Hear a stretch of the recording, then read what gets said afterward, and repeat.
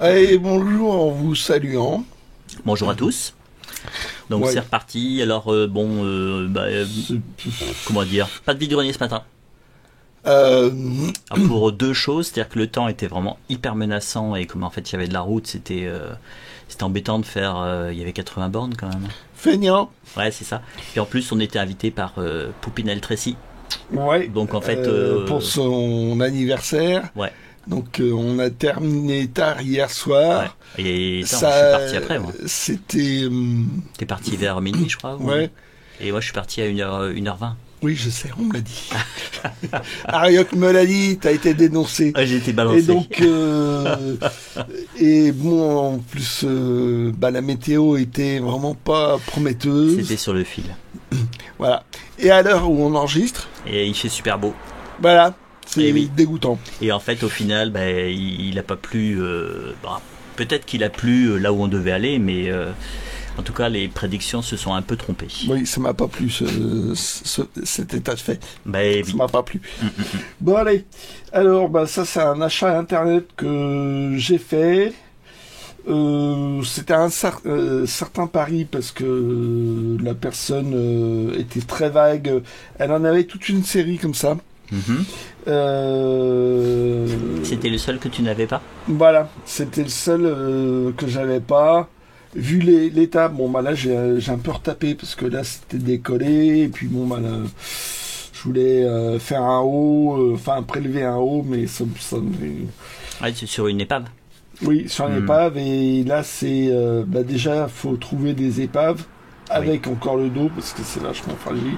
C'est souvent ce qui part. Et puis t'es arrivé, ouais, c'est pas la même couleur.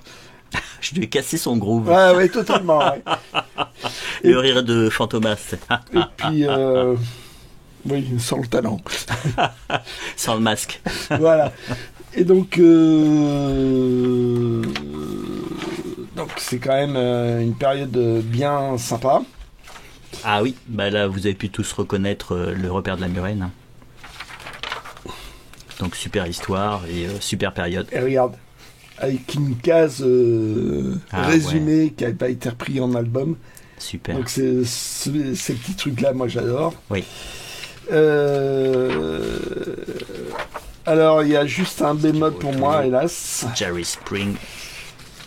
C'est que là, celui-là est manquant. Ah oui, effectivement. Voilà. Le reste, ça va. C'est rigolo parce que c'est pas le numéro charnière, c'est celui d'après. Non, c'est... Mais bon, vu que les recueils Spirou, c'est juste des anciens numéros collés les uns aux autres. Donc l'agrafe, là, avec le poids, ça a tendance à tomber, quoi. Gaston Lagrafe.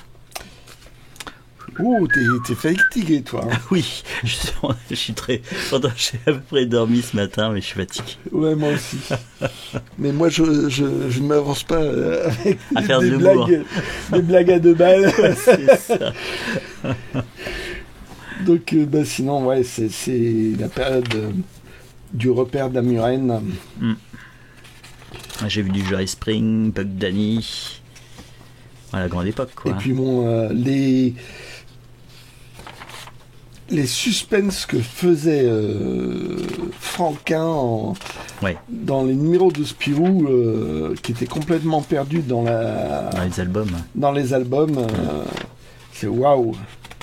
T'avais un petit... il faisait...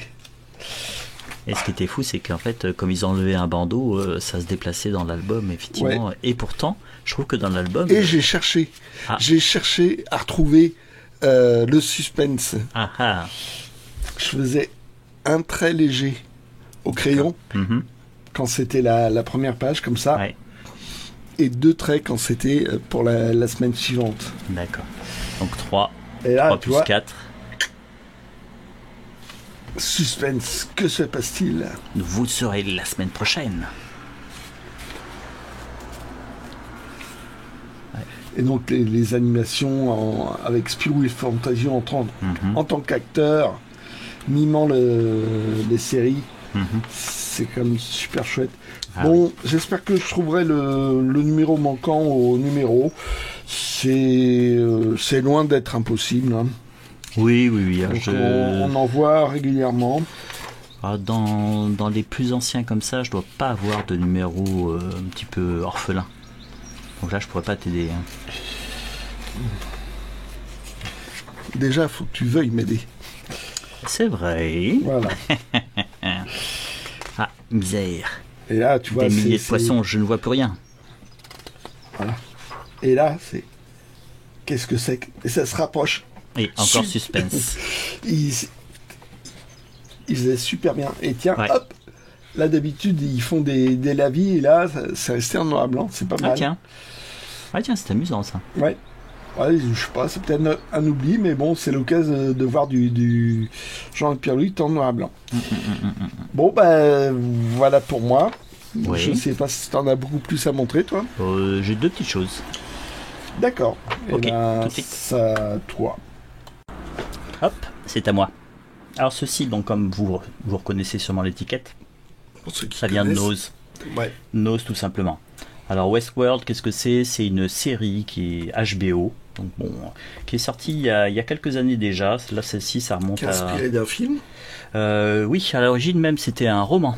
Si je me souviens bien, c'est un livre de Michael Crichton, je crois, je dis peut-être des bêtises. Oui, non, c'est ça. Et ce qui est devenu un film qui s'appelait Westworld avec Yul Brynner. Et donc l'idée, alors bon, on peut un petit peu divulgacher parce qu'en fait le film est prévu pour ceux qui connaissent déjà un peu l'histoire. En fait, c'est un parc d'attractions avec des androïdes et les gens payent très cher et ils vont à l'époque western et il y a des personnages qui sont des humains qui vont jouer au western. Ils vont jouer au western et les androïdes, eux, font les PNJ quoi quelque part. Ils font les figurants. Les figurants. Sauf que ça part un peu en vrille, donc parce que les PNJ en ont un peu ras-le-bol des humiliations. Et ce qui fait qu'en fait les gens qui ont payé leur place, les humains, commencent un petit peu à se faire massacrer. Donc là, Westworld, ça reprend le même principe. Et c'est super, c'est une super série. Moi, j'ai surtout lu la première saison qui est vraiment magnifique. Alors la deuxième, je l'avais commencé un petit peu et je trouvais ça un peu mou, donc je l'avais pas terminé. Et là j'étais à Nose, je vois, c'était 2€, je me dis ouais, c'est bon, je vais la prendre et je reprendrai tranquillement. 2€, c'est quand même que dalle. Hein. C'est que dalle.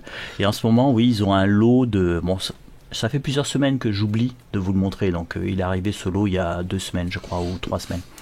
Donc il y a plusieurs séries où il y a c'est à 2€ la saison, donc ça vaut vraiment le coup. Bon après les saisons qui sont à part Westworld, vous avez une saison de Vikings, il y a une saison de Person of Interest. J'avais bien aimé les premiers épisodes. Et qu'est-ce que j'ai vu qui pouvait être intéressant c'est encore la bonne saison pour les DVD. Oui. Parce que les DVD sont bradés à fond la caisse. Oui. Là, c'est vraiment bradé. 2€ une saison. Même dans les vides-greniers. Dans les vides-greniers, ah oui, totalement. Donc, si vous voulez vous faire vraiment une bonne vidéothèque, une DVD tech, c'est le moment parce qu'en fait c'est bradé. On voit encore des gens qui bradent la collection où il y a des choses assez pointues.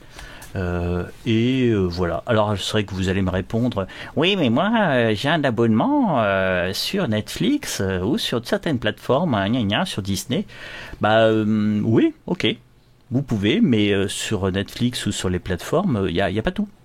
Et en grattant, vous allez tomber sur des petites perles en DVD. Surtout, des fois ils ont les droits, des fois ils n'ont plus les droits. C'est ça. C'est un peu ça. Des fois, il y a des trucs qui disparaissent et puis on l'a dans l'os. Voilà, puis moi j'aime bien avoir les supports physiques. Alors il y a des fois pour le DVD, il peut y avoir des problèmes. C'est-à-dire qu'en fait, on ne sait pas pourquoi les DVD vont virer et puis vous ne pourrez pas les lire. Ça peut arriver. Je note que tu t'es moqué de nos viewers, de nos téléspectateurs. Tu les as singés. Oui, bravo. Je les ai singés. Ouais. À peine. Je suis sûr qu'en fait, il n'y a personne qui est abonné à Netflix. Et combien de désabonnés tu nous as provoqué là?